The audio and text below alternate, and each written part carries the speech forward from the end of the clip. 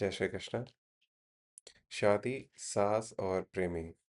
कुछ इसी थीम पे आज हम पूरा अपना ये नया वीडियो जो आरसी में रिलीज़ कर रहे हैं, उसमें देखेंगे कि कैसे इस जातिका के चार्ट से हमने ये चीज़ें जानी और इवेंचुअली पता चला कि इन सब चीज़ों की सिर्फ हाई प्रोबेबिलिटी नहीं, ये एग्जिस्टेंस भी था इन सब चीज़ों का जीवन में।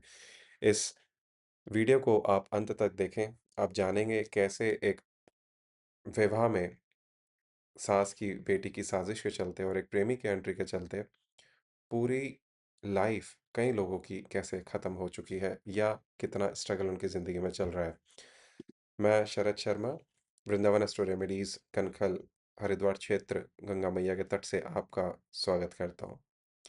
आज हम एक ऐसे चार्ट का यहाँ पे एनालिसिस करेंगे, जहाँ पे हम देखेंगे कि जातिका बेसिकली इनकी शादी एक व्यक्ति से हुई थी जो बाहर देश के बाहर काम करते हैं।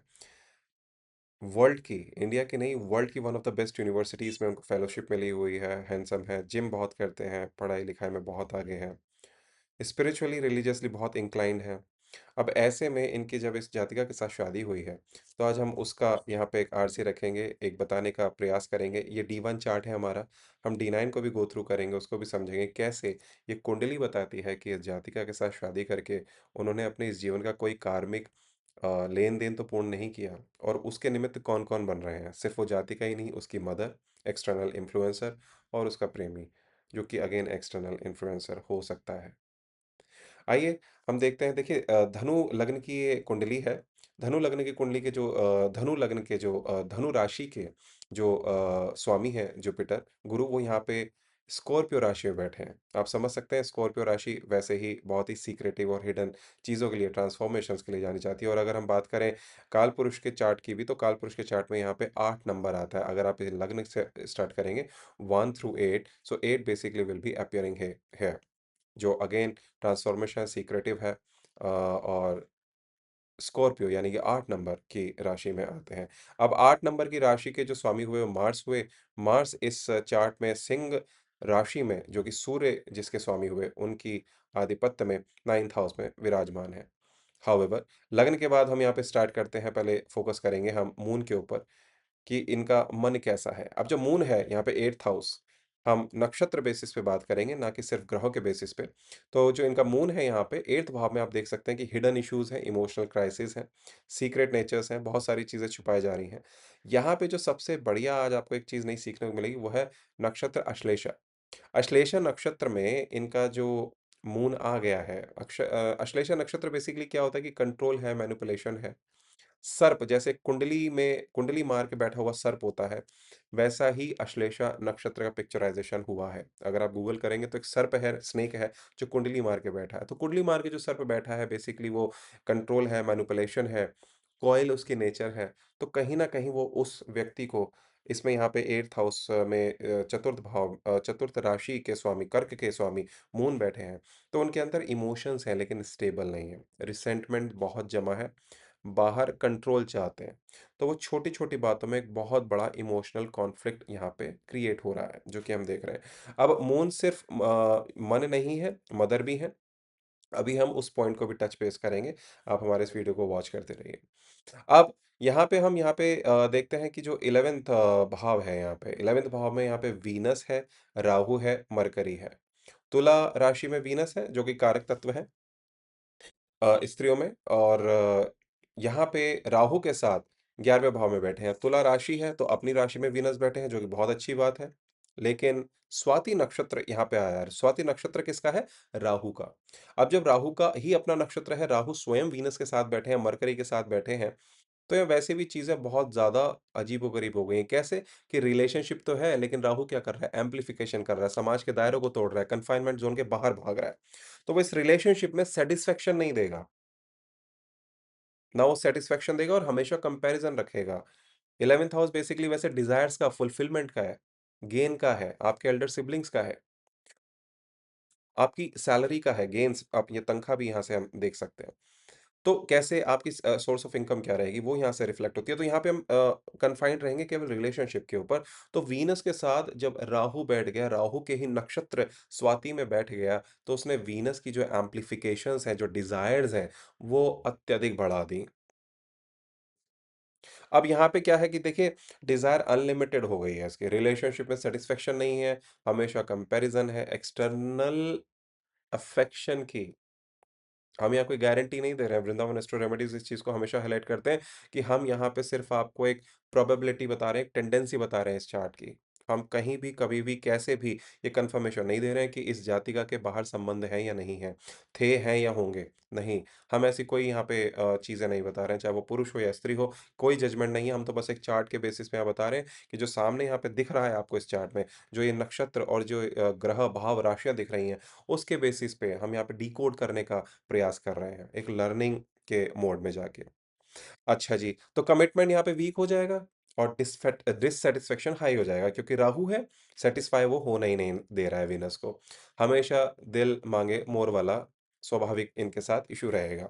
मरकरी भी साथ में है, तो आइए मरकरी का भी थोड़ा देख लेते हैं। अब 7th लॉर्ड मरकरी यहाँ पे देखिए, यहाँ पे जो ये 3rd राशि पड़ रही है, मिथुन राशि है। मिथुन राशि के लॉर्ड होते हैं मरकरी, तो 7वें भाव जो कि पार्टनर का और शादी का भाव माना गया, राइट? तो उसका यहाँ पे 11th भाव में वो वीनस और राहु के साथ एक स्टेलियन बना रहा है। मरकरी, वीनस, राहु स्टेलियन है यहाँ पे। तो मरकरी 7th का लॉर्ड होके 11वें भाव में विशाखा नक्षत्र में विराजमान है। मरकरी अगर आप इसकी कुंडली हम देखेंगे, विशाखा नक्षत्र है। विशाखा नक्षत्र का स्वामी जो हुए, जुपिटर हुए। भाव है मैरिज लिंक्ड डिज़ायर्स यहीं से आएँगे। मैरिज की जो प्रॉपर्टीज़ इस हाउस की हैं, खाली है और कोई भाव में इसमें ग्रह है नहीं। तो इसके जो स्वामी हैं, 7th हाउस के जो स्वामी हैं, वो 11th भाव में बैठे हैं। मरकरी, वीनस, राहु एक स्टेलियन बन रहा है। विशाखा नक्षत्र है, टारगेट अचीव करना ऐसे लोगों की एक शिद्दत से पूरी एनर्जीज़ देके ये टारगेट अचीव करने की ऐसी इनकी कैरेक्टरिस्टिक बन जाती है। और उसके बाद ये क्योंकि जुपिटर का भी इनके ऊपर इम्पैक्ट आ रहा है, जुपिटर की स्थिति भी इनके चार्ट में हम अभी डिस्कस करेंगे। तो ये क्या कर रहे हैं लॉजिक देके हर चीज़ को जस्टिफ़ाई करते हैं। तो अगर ये पॉज़िटिव ट्रेट के रूप में देखा जाए तो बहुत अच्छी बात है, लेकिन अगर एक नेगेटिव ट्रेट के रूप में देखा जाए तो शादी कोई वहाँ पे कोर्ट का अखाड़ा या लॉजिक हर समय एक्सप्लेन करने की जगह नहीं होती है। Relationships are not meant for justifications every time और वो भी तब जब आप सोचते हो कि आप जो कर रहे हैं, मैं जो कर रहा हूँ, वो सदा अच्छा है, सदा सत्य है, वैसे ही चीज़ें हैं। अपने लिए मैं बहुत फ्लेक्सिबल हूँ, सामने वाले के लिए मैं एब्सोल्यूटली रेज़िस्टेंट हूँ। तो यहाँ पे हम देख सकते हैं रिलेशनशिप पार्टनरशिप यहाँ पे है नहीं, विन लूज़ का गेम नहीं होता। आर्गुमेंट स्ट्रेच यहाँ पे होंगे ही होंगे क्योंकि उनका मरकरी कहीं न कहीं राहु के साथ पूरा एफ़्लिक्टेड है और वो ही यहाँ पे 7th भाव का कारक भी है। तो बेसिकली यहाँ रिलेशनशिप क्या बन गई, इनकी शादी क्या बन गई, एक अखाड़ा बन गई है। लड़ाइयाँ हैं, ईगो बैटल है और इवेंचुअली आज हमारे पास ये चार्ट आया तो ऑब्वियसली इसमें बहुत सारे इश्यूज़ हैं, जिसमें आज की डेट में इस कपल के सेवरल केसेस चल रहे हैं, लीगल बैटल्स चल रही हैं। ठीक है? और उसके आगे भी हम अभी आएँगे, तो आप इस वीडियो में अंत तक हमारे साथ बने रहें। अब देखिए मून यहाँ पे हमने पहले भी बताया कि वो माइंड और मदर का कारक है। तो मून यहाँ पे कर्क राशि में है, हम जानते हैं तो अपनी ही राशि में मून बैठे हैं। अश्लेषा नक्षत्र है। अश्लेषा हमने बताया गूगल कीजिए तो आपको एक नाग बैठेगा जो कि कुंडली मार के बैठा होगा, तो वो क्या है आपको साइकोलॉजिकली जकड़ रहा है, आपके ऊपर अपना इम्पैक्ट बना रहा है और आपको कंट्रोल कर रहा है। तो ऐसे लोग इस तरह की नेचर के या कैरेक्टरिस्टिक के हो सकते हैं। मून क्या है? माइंड है, इमोशनल डिपेंडेंसी है और साथ में मदर का भी सिग्निफिकेटर है। कर्क मदर साइन है, नेचुरल कारक है। अश्लेषा बाइंडिंग है, डिपेंडेंसी है, कॉइलिंग है। अब ये कॉम्बिनेशन यहाँ पे जब हम यहाँ देख रहे हैं तो देखिए यहाँ पे इनका स्ट्रॉन्ग अटैचमेंट है किसी और के साथ बेसिकली यहाँ पे हिडन सीक्रेटिव नेचर का इनका जो स्ट्रॉन्ग इमोशनल अटैचमेंट है क्योंकि मून है तो किसी से तो अटैचमेंट बहुत स्ट्रॉन्ग है और यहाँ पे वो क्या बन रहा है इंडिपेंडेंट डिसीजन इनका अपना वीक है। ये हमेशा किसी ना किसी के ऊपर डिपेंडेंट रहती हैं, इसलिए इनकी मदर का इन्फ्लुएंस डायरेक्ट इनके माइंड पर है क्योंकि मदर किसका मून किसका कारक हुआ, माइंड और मदर दोनों का कारक हुआ। अब एक्सटर्नल इन्फ्लुएंस कैसे होगा वो भी हम इस वीडियो में आगे देखेंगे। तो लड़की अपने माँ से इतनी ज़्यादा इमोशनली अटैच है कि बात पति से होती है, झगड़ा पति से होता है, बात माँ पे जाती है, डिसीजन माँ लेती है यहाँ पे। ये एक्चुअल में हो भी रहा है कोर्ट बैटल्स में या इनके जो नेगोशिएशंस चल भी रहे हैं कि भई एलिमनी लेके शांत कर लो, खत्म कर लो केसेस को, तो वो नहीं चल पा रहा है क्योंकि माँ की डिमांड्स ही खत्म नहीं हो रही है वहाँ पे। एनीवे नेवरदलेस हम यहाँ किसी को जज नहीं कर रहे हैं, बस ये बता रहे हैं कि एक्चुअल में क्या हो रहा है और इस चार्ट से हम कैसे कोरिलेट कर रहे हैं इन चीज़ों को। अश्लेषा नक्षत्र है, क्रिटिकल पॉइंट यहाँ पे यही है। तो अश्लेषा हमने आपको बताया पकड़ बना रहे हैं, साइकोलॉजिकल बॉन्डिंग उनको बहुत अटैचमेंट उसके अंदर उन्होंने टाइट कर रखा है, सारा कुछ हिडन कोऑर्डिनेशन है। तो मदर डॉटर जो बॉन्ड है यहाँ पे नॉर्मल नहीं है, बहुत स्ट्रैटेजिक इन्फ्लुएंस बेस्ड बॉन्ड है जिसकी वजह से कहीं न कहीं ये स्त्री अपनी मदर के इन्फ्लुएंस में आके अपनी शादीशुदा ज़िंदगी, ये जिस पे प्रेम करती हैं, जिसके साथ इनके संबंध होंगे या नहीं थे, उसके साथ ये कुछ भी करें, शादी करें, विवाह करें, लेकिन जो एक्सिस्टिंग ये लीगल बैटल में घसीट रही हैं, ये खुद बुरी तरह से इम्पैक्टेड है ये स्त्री जो है। यूएस में सेटल्ड एक बहुत ही अच्छे इस तरह के व्यक्ति से अपने संबंध बिगाड़ के इंडिया वापस आती हैं और इस तरह की चीज़ें चल रही हैं, तो हम यहाँ पे किसी को जज नहीं कर रहे हैं, बस ये कह रहे हैं कि जीवन में शांति होनी चाहिए, इन सब चीज़ों से कोई फ़ायदा नहीं है। आप आज 2 साल, 4 साल से लड़ रहे हैं, उस कब वो घिसट-घिसट के 10 साल हो जाएँगे, आपको पता भी नहीं चलेगा। तो इसलिए यहाँ पे डिसीजंस जॉइंटली लिए जा रहे हैं इनके ना, नैरेटिव बिल्ड होता है एक तरफ से। और यहाँ पे क्या देखिए वीनस और राहु एक्सटर्नल जो आप कह सकते हैं इन्फ्लुएंस का हम बात कर रहे थे यहाँ पे। वीनस और राहु है यहाँ पे स्वाति नक्षत्र में है। तो वीनस रिलेशनशिप है, राहु आप कह सकते हैं आउटसाइडर है, एक्सटर्नल एलिमेंट है, अनकन्वेंशनल है। तो स्वाति नक्षत्र यहाँ क्या कर रहा है देखिए, ईज़िली इन्फ्लुएंस कर रहा है, इंडिपेंडेंट तो बना रहा है इनको, लेकिन ये डायरेक्शन लेस है, इनके पास अपनी डायरेक्शंस नहीं है। क्योंकि स्वाति नक्षत्र जो होता है हवा-हवाई वाला टाइप्स नक्षत्र है। स्वाति नक्षत्र में जिस तरह की टेंडेंसीज़ यहाँ शो होती हैं, वो भी जब वीनस उसके साथ बैठ जाए, राहु उसके साथ बैठ जाए, तो एक तो डायरेक्शन लेस वो कर ही देता है। हवा-हवाई बातें बहुत होती हैं, उनको पता नहीं है उनके जीवन का डायरेक्शन क्या है यहाँ पे। तो रिलेशनशिप में क्या है कि थर्ड पार्टी का इन्फ्लुएंस यहाँ पे बड़ा क्लियर है। एक्सटर्नल एडवाइसेज़ इनको डोमिनेट कर रही हैं, मरकरी भी साथ में बैठे हैं। ठीक है? तो उनकी वाणी और बुद्धि को एक्सटर्नल एलिमेंट्स काफ़ी कंट्रोल कर रहे हैं। अब क्योंकि मरकरी इन दोनों ग्रहों के साथ बैठे हैं, राहु से अफ़्लिक्टेड हैं, वीनस और मरकरी भी बैठे हैं। मरकरी 7th भाव के स्वामी हैं, तो बेसिकली वो क्या कर रहे हैं यहाँ पे, सोचने की क्षमता किसी और के दिमाग में चली गई है। शादी इनकी है, इस जातिका की शादी है, पार्टनर उसका है, लेकिन सोच वो कहीं न कहीं इनके दिमाग से रहा है और इसलिए इस शादी पे एक्सटर्नल इन्फ्लुएंस बहुत ज़्यादा हो रहा है। आगे हम इसमें देखते हैं कि देखिए 12वें भाव पे आते हैं क्योंकि जो जुपिटर है, गुरु जो कि इनके लग्नाधिपति भी हैं, गुरु हमने बात करी थी। लग्न यहाँ पे धनु है, धनु के स्वामी गुरु हैं। गुरु यहाँ पे सूर्य के साथ 12वें भाव में बैठे हैं। कंबस्ट हैं यहाँ पे, अस्त हैं गुरु इनके। तो 12वां भाव पहले तो किसका होता है ये देख लेते हैं कि देखिए बेडरूम प्लेज़र है, लॉस है, सीक्रेट्स है, हिडन एक्शंस हैं। राशि आ गई स्कॉर्पियो, ऑलरेडी इंटेंसिटी है, सीक्रेसी है, ट्रांसफॉर्मेशन है। गुरु कंबस्ट है, तो मोरालिटी जो गुरु की करेक्टरिस्टिक्स है, जो उनको डायरेक्शन दे सकती थी, जो उनको कह सकती थी ये सही है, ये गलत है, रुको, आगे मत बढ़ो, वो मोरालिटी इनकी वीक हो गई है। एक्शन हिडन है, गलत को जस्टिफाई करने की इनकी एक आदत सी होगी, ऐसी प्रोबेबिलिटी है। इससे ट्रस्ट ब्रेक होगा, सीक्रेसी बढ़ेगी, सोशल मीडिया पे ये बहुत ज़्यादा अवेलेबल हो सकती हैं। राहु का वैसे ही इम्पैक्ट है इनके वीनस पे। उस वजह से जो इनकी अपना अपना बेडरूम प्लेज़र है अपने पति के साथ, वो टोटली डेट्रिमेंटल है यहाँ पे। सन है, कंबस्ट है, ईगो है, अथॉरिटी है। जुपिटर की अपनी मोरालिटी वाला जो कंपास है, वो बहुत वीक है यहाँ पे। अब इसके आगे हम देखते हैं कि सैटर्न इनका 11वीं राशि में बेसिकली, कुंभ राशि में 3rd हाउस में प्लेस्ड है। ये 1 नंबर होता है लग्न हमारा, ये 2 नंबर हुआ और ये तीसरा नंबर हुआ। शनि अपनी ही राशि में है, कम्युनिकेशन है, तो डिटैचमेंट है, सीक्रेसी है। कम्युनिकेशन बहुत कोल्ड है। कम्युनिकेशन का मतलब ही यही है कि इनकी जो भी बात होगी ना इतना कोल्ड होगी वैसे भी हर्ट हो जाएगा। मतलब आर्गुमेंट में कुछ ऐसा तीखा आएगा, बिल्कुल कोल्डनेस है इनके कम्युनिकेशन में, राइट? तो मिसअंडरस्टैंडिंग उससे बढ़ जाती है, उससे ईगो बेस्ड साइलेंसेस हो जाते हैं। सेकंडली अ, आप कुछ बुरा ना भी कहना चाहते हो इंटेंशनली, वो सामने वाले को ऐसा चुभेगा, ऐसा लगेगा कि उसके अंदर का ईगो एक तरह से जागृत हो जाएगा। अब इसी चार्ट को देखिए, ये तो हमने D1 से यहाँ पे कन्फर्मेशंस देखे हैं, अब हम इसी चार्ट को D9 से भी एक बार देखते हैं। जो इनका D9 चार्ट है, रुकिए हम इसको पुल अप करने की कोशिश करते हैं D9 चार्ट को यहाँ पे, ताकि क्योंकि शादी के लिए आपको पता ही होगा कि हम D1 और D9 दोनों देखते हैं। D9 चार्ट में अगर आप यहाँ देखेंगे, ये देखिए ये इनका D9 चार्ट है, तो सबसे पहले तो ये है कि जो D9 का इनका लग्न है, वो सिंह लग्न है। सिंह के जो स्वामी हुए, वो सन हुए, केतु के साथ सेकंड हाउस में बैठे हैं, उस पे भी हम आएँगे। अब सन क्या है? ईगो है, अथॉरिटी है, तो वैसे भी ये बहुत ही कंट्रोलिंग पावर वाली डोमिनेटिंग इनकी नेचर होगी होगी, ऐसा होना चाहिए, राइट? अब जब ये सारी चीज़ें यहाँ पे आ रही हैं, साथ में हम एक बहुत ही इंटरेस्टिंग फैक्टर और भी देख रहे हैं। यहाँ पे देखिए जो 7th का लॉर्ड है, अब D9 में हम 7th का लॉर्ड देखते हैं।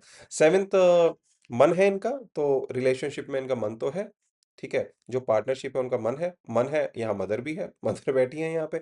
अब जो इसका स्वामी है कुंभ राशि के स्वामी शनि, वो छठे भाव में बैठे हैं। अगर आपके D1 या D9 में देखिए D1 में पहले भी हमने देख लिया कि इनकी कुंडली के अकॉर्डिंग बहुत सारी प्रॉब्लम्स हैं उसमें, राइट? जिसकी वजह से आज ये कोर्ट में बैटलफ़ील्ड में खड़े हैं। साथ ही यहाँ पे 7वाँ जो लॉर्ड है, 7वें घर का लॉर्ड शनि जो है, वो 6th हाउस में मकर राशि में, अपनी ही राशि में बैठे हैं। तो बेसिकली 6th भाव किस चीज़ का है? डिस्प्यूट्स हैं, लिटिगेशन है, बैड हेल्थ है। दुःख स्थान हुआ ना 6th स्थान। आप जानते ही होंगे कि छठा, 8वाँ और 12वाँ को दुःख स्थान कहा गया। तो ये दुःख स्थान है। दुःख स्थान किस चीज़ का है? लिटिगेशन का है, सबसे ज़्यादा। अगर आपका यहाँ का जो सप्तमेश है, जो 7th हाउस का लॉर्ड है, वो छठे भाव में बैठ जाता है, 6th हाउस में बैठ जाता है, तो वो आपकी शादी को कहीं न कहीं लीगल बैटलफ़ील्ड बना के छोड़ेगा। तो ये बहुत ही स्ट्रॉन्ग डिस्प्यूट कर्मा है इनका। शनि और ये जो इन्वॉल्वमेंट यहाँ पे हुआ तो बेसिकली ये कार्मिक है। तो ये कॉन्फ्लिक्ट है और यहाँ पे देखिए ये कोर्ट कचहरी जैसे इस लड़की की कुंडली में लिखा ही था। अब निमित्त कोई ना कोई तो आपके जीवन में बनता ही है जो आपको घसीटेगा कोर्ट कचहरी में। तो यहाँ पे इस पुरुष की जो जो ये भाई साहब हैं इनकी जो पत्नी है उनके D9 में हमने देखा सप्तमेश इनका छठे भाव में बैठा हुआ है। अब देखिए कोर्ट केसेस कैसे हो रहे हैं, आप डॉट्स को जॉइन करने की कोशिश कीजिए। मून था, अश्लेषा नक्षत्र था, इमोशनल मैनिपुलेशन है, मदर का डोमिनेशन है, बहुत ज़्यादा डोमिनेटिंग है मदर इनकी। इनके जो थॉट्स हैं, एक्सटर्नल इन्फ्लुएंस इनके ऊपर इनकी मदर का बहुत ज़्यादा है। वीनस और राहु है, अफ्लिक्शन बहुत हाई हो गया, डिससैटिस्फैक्शन है, एक्सटर्नल पुल है, टेंडेंसीज़ बहुत ज़्यादा है, क्योंकि जुपिटर का जो मोरल कंपास है, वो वीक है। तो ऐसे में अपने खुद की शादी में जिसकी सैटिस्फैक्शन नहीं है, राहु साथ में बैठा है तो समाज के दायरे से बाहर निकलेगा वो व्यक्ति, चाहे वो पुरुष हो या स्त्री हो, इसकी टेंडेंसी बहुत ज़्यादा है। मरकरी विशाखा में है, आर्गुमेंट एस्केलेट होने ही होने हैं। D9 में सैटर्न आपने देख लिया, 6th भाव में यहाँ पे बैठे हुए हैं। तो घर का झगड़ा ईगो बैटल बन के प्रेमी हो सकता है। हम ऐसा कह रहे हैं बहुत हाई टेंडेंसी है कि ये भी एक रीज़न हो सकता है क्योंकि धन से, मन से, कर्म से और अगर देखा जाए ओवरऑल जो सिचुएशन है, जो इनका लाइफ़स्टाइल है, बहुत ही अच्छा है, बहुत ही हाइली क्वालिफाइड पर्सन है ये अपने आप में, बहुत ही रेपुटेटेड है फॉर दैट मैटर इनकी रेपुटेशन बहुत हाई है। दुनिया की एक बहुत बड़ी यूनिवर्सिटी में इनको प्रपोज़ल्स हैं स्कॉलरशिप और फेलोशिप्स के। इस तरह के व्यक्ति हैं। उसके बावजूद आज ये फैमिली कोर्ट में, क्रिमिनल कोर्ट्स में वकीलों की फ़ौज लेके खड़े हैं। एनीवे अब एक्स्ट्रा मैरिटल का पॉसिबिलिटी देखिए हम यहाँ पे आपको एक बार बता देते हैं कि राहु हमने बताया पिछले D1 में हमने देखा वीनस और राहु स्वाति नक्षत्र में बैठे हैं तो अट्रैक्शन बाहर है। मून अश्लेषा है, इमोशनल डिससैटिस्फैक्शन है। जुपिटर 12th है और देखिए इंटरेस्टिंग फैक्टर यहाँ पे देखिए इनका जो जुपिटर है D9 में भी वो 12वें भाव में है, लॉस है, व्यय भाव माना जाता है इसको ना 12वें भाव को। तो इंक्लिनेशन प्रेज़ेंट है बट प्रूफ डिपेंडेंट है यहाँ पे। तो यहाँ पे अगर हम एक सिनॉप्सिस इसकी बनानी चाहें कि भई इनका प्रश्न यही था कि भई बहुत दुखी और परेशान हो गए तो क्या इस तरीके से ये केस चलते ही रहेंगे? क्या इसमें कोई सेटलमेंट की संभावना है या ये लड़की वापस आएगी? तो हमारा वृंदावन एस्ट्रो रेमेडीज़ का कहना ये है कि यहाँ पे डिवोर्स की प्रोबेबिलिटी बहुत ही हाई है।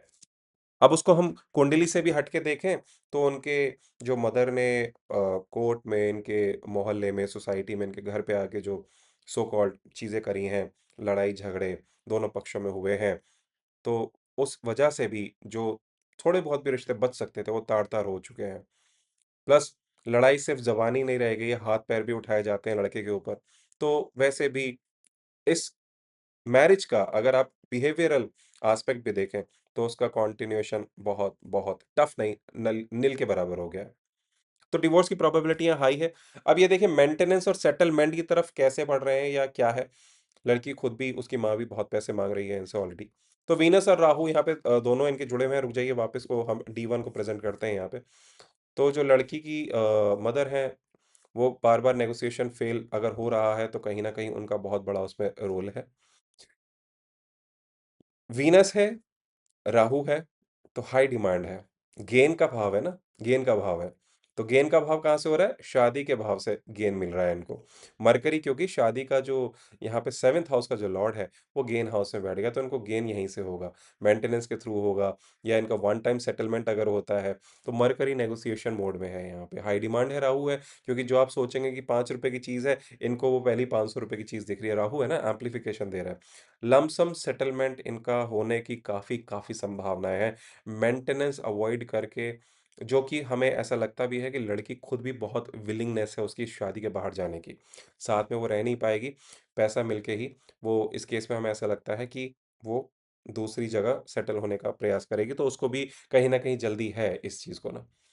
तो आज हमने ये डिस्कस किया यहाँ पे कि भई जब 7th का लॉर्ड गेन भाव में बैठ गया तो उससे क्या हुआ? एफ्लिक्शन है, वीनस का, राहु का, मरकरी साथ में बैठे हैं, राइट? हमने D9 में देखा कि शनि 7th के लॉर्ड जब 6th भाव में, जो कि डिस्प्यूट का, लीगल बैटल का भाव है, तो आपका जो 7th का लॉर्ड अगर 6th भाव में बैठ जाता है, दुःख स्थान में बैठ जाता है, तो ये रियल लाइफ एग्ज़ाम्पल देखिए हमने आपको बताया यहाँ पे कि यहाँ पे इनका किस तरीके से लीगल बैटल चल रहा है। मल्टीपल कोर्ट केसेस हैं, नेगोशिएशंस फेल हो रही हैं क्योंकि राहु है, वो उनको 10,000 नहीं, 1 लाख नहीं, 10 लाख, 50 लाख, 1 करोड़ की बात वहाँ पे चलती है। मतलब एम्प्लीफिकेशन है, ये हमने नंबर्स आपको वेग नंबर्स दिए हैं, बस हम ये कह रहे हैं जो ₹10 की चीज़ है वो वहाँ ₹100 की चल रही है।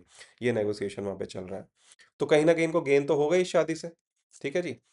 D9 हमने देख लिया, सिंह लग्न है, सन सेकंड भाव में बैठे हैं केतु के साथ, तो डिटैचमेंट है फैमिली के साथ, ईगो है, अथॉरिटी है। साथ में हमने मार्स भी देखे थे, मेष राशि में इनके वहाँ स्थित थे। तो यहाँ पे D1 में वो सिंह राशि में स्थित हैं, वहाँ पे D9 में वो क्या बोलते हैं, मेष राशि में, अपनी ही राशि में स्थित हैं। तो इम्पल्सिव डिसीजंस हैं, जल्दी रिएक्शंस हैं, और जब चीज़ें इतनी बिगड़ जाती हैं तो आप स्टार्टिंग में शायद थोड़ा बहुत कंट्रोल कर भी सकते हैं। अब देखिए, कंट्रोल वाली अगर बात आती है तो आप कितना कंट्रोल करेंगे? 24 घंटे आप एक साथ रहते हैं पति-पत्नी, तो आप कितना ही कंट्रोल करेंगे? कभी ना कभी एक थ्रेशोल्ड किसी का भी आएगा या दोनों का आएगा, जब वो चीज़ें क्विकली एस्केलेशन मोड में पहुँच जाएँगी। तो इनका वही चल ही रहा है। जुपिटर का हमने यहाँ पे बताया कि हम कैसे डिक्लेयर कर रहे हैं कि यहाँ पे काफ़ी हाई टेंडेंसी है, क्योंकि कंबस्ट है, अस्त है, 12वें भाव में है, बेडरूम प्लेज़र है, सीक्रेसी है, मेंटेन्ड है यहाँ पे, हिडन इनकी चीज़ें चल रही हैं। तो कहीं न कहीं इनका बाहर, और साथ में वीनस और राहु इस चीज़ को और जस्टिफ़ाई कर रहे हैं। तो हमें ऐसा लगता है कि इनके जीवन में कोई न कोई बाहर इन्वॉल्वमेंट डेफ़िनेटली बनता है। बाकी प्रभु इनको दिमाग को शांति दें, इनके जीवन में दोनों के अच्छी सेटलमेंट्स हो जाएँ, जो भी है, कार्मिक है, कैसा भी है, उसको शांत करें, जीवन में आगे बढ़ें। ना इस स्त्री को कोई फ़ायदा है इस शादी से ऐसे कंटिन्यू करने का, क्योंकि कहीं न कहीं डिमांड्स उनकी तरफ से आ ही रही हैं, तो definitely they are willing to close this relationship after getting the huge alimony. Negotiation वहाँ चल रहे हैं, उसके अलावा बहुत सारे केसेस चल रहे हैं इन लोगों के, दोनों पार्टीज़ के। केसेस में बने रहेंगे, तो 2 बिल्लियाँ लड़ती रहेंगी और 1 बंदर फ़ायदा उठाएगा। अब वो बंदर कौन है, ये हमारे ऊपर है। कि आपको बिल्ली बने रहना है या बंदर को पैसे देते रहना है, अपनी बैंडविड्थ, अपनी लाइफ़ की, अपनी जवानी की, अपनी सारी चीज़ें ख़त्म करते रहना है। ये हमारे ऊपर डिसीज़न है। चलिए, इसी के साथ हम आज का सेशन समाप्त करते हैं। I hope you might have already got some insights from this chart. कैसे ये D1 हमने स्टडी करा, D9 कैसे स्टडी करा, ये चीज़ वहाँ पे हाई टेंडेंसी पे कैसे पहुँच गई, कैसे हम यहाँ पे एक शादी के पक्ष से लेके सास और प्रेमी या एक्सटर्नल जो इनके अफेयर्स की टेंडेंसी है, उसको हमने कैसे यहाँ पे डिफाइन किया। ऐसे ही मोर वीडियोस के लिए आप हमारे साथ जुड़े रहें। वृंदावन एस्ट्रो रेमेडीज, आप हमेशा हमें टच बेस कर सकते हैं। फेसबुक, व्हाट्सएप नंबर जो हमने यहाँ पे दिया है, इंस्टाग्राम के थ्रू आपके जीवन में भी कोई समस्या है, कोई इश्यूज़ हैं, क्लैरिटी वीक हो रही है, वेग हो रही है, you can always trust and आप हमसे कनेक्ट हो सकते हैं। हम सिर्फ़ ग्रह या राशि बेस नहीं, हम नक्षत्र लेवल की एनालिसिस आपको देते हैं। कोई आडंबर ढोंग नहीं, कोई बहुत डराने वाली प्रक्रियाएँ हम आपको नहीं बताते हैं। बहुत सिंपल रेमेडीज़ देते हैं। भगवान की शरण में सरेंडर करने की सलाह देते हैं। आप हमसे जुड़े रहिए। हरिद्वार तीर्थ, माँ गंगा मैया के तट से वृंदावन एस्ट्रो रेमेडीज़, शरद शर्मा आज यहीं पे वीडियो को विराम देते हैं। जय जगन्नाथ, जय जगन्नाथ, जय जगन्नाथ। नमः पार्वती पते, हर हर महादेव।